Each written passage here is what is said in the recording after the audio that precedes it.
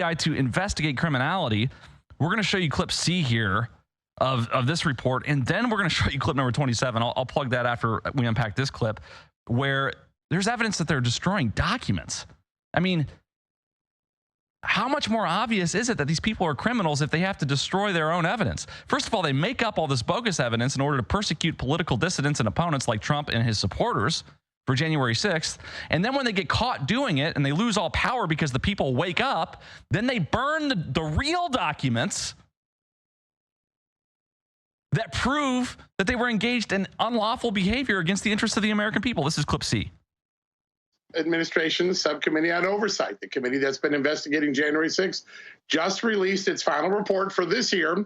It accuses Liz Cheney of tampering with the witness, Cassidy Hutchinson, trying to influence her testimony. It formally recommends that the Federal Bureau of Investigation criminally investigate Liz Cheney when President Trump takes over on January 20th.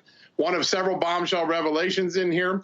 The report also says that Jack Smith colluded with the January 6th committee, but that some of the evidence has not yet been turned over to Congress. They're demanding that that evidence be turned over, something that might happen when the new administration takes over.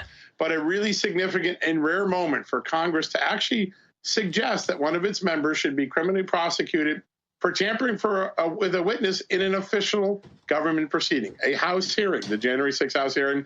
As you remember, Cassidy Hutchinson was the bombshell witness for the Democrats, claimed that Donald Trump tried to commandeer the presidential limousine, take it to the Capitol. We now know that wasn't true. The Secret Service had already told Liz Cheney it wasn't true. She presented the evidence anyways to the American public, tried to give it credence.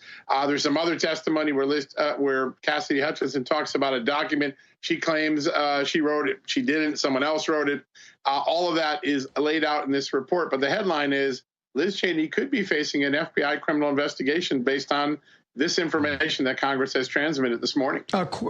John, a quick follow-up real quick. I'm looking at witness tampering, obviously a federal crime, up to potentially 20 years in prison if this is witness tampering. A very serious allegation. And as we now know from the reporting we did a few months ago, Liz Cheney was communicating to Cassidy Hutchinson around her lawyer. She was represented by a lawyer.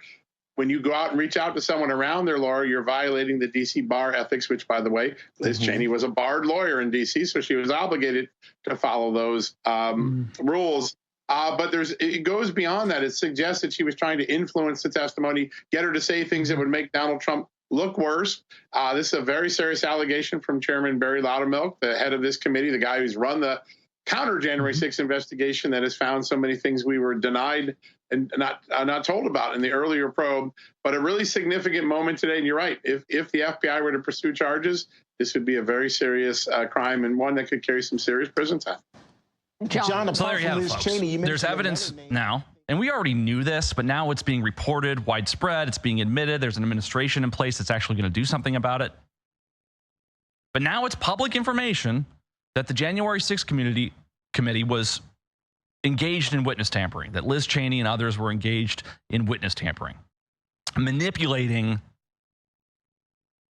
that whole entire process to favor their political outcome, their desired political outcome. And it was implicitly obvious to begin with because they hired Hollywood producers to try to make basically a C-SPAN broadcast look as cinematic as possible. And then they paid millions upon millions, I believe, to air it during prime time on major networks, very coveted time slots, traditionally speaking.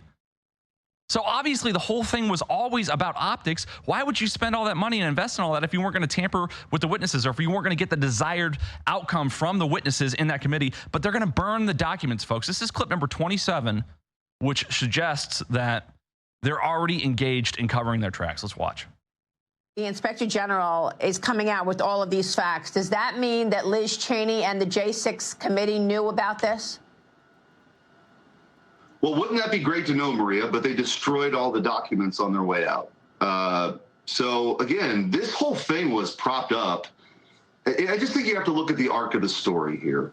The January 6th committee was set up for the very specific purpose of giving somebody like Jack Smith the reason to go charge President Trump. That's right. And to take him out politically. You know, that's the whole thing. They had a Hollywood producer, Maria, come in and do the January 6th hearings with Liz Cheney.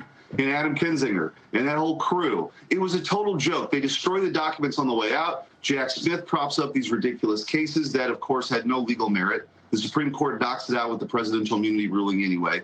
Fani Willis, their second in command, is meeting at the White House coordinating. The number 3 person at DOJ goes to the New York prosecutor's office. And President Trump stared all of it down, and won in a mandate, won the popular vote, and here we go now with an opportunity for a real reform agenda. So as terrible as all this stuff was, the light at the end of the tunnel here is we're on the precipice, I think, of a great American renewal here, not just economically, not just militarily, but for transparency.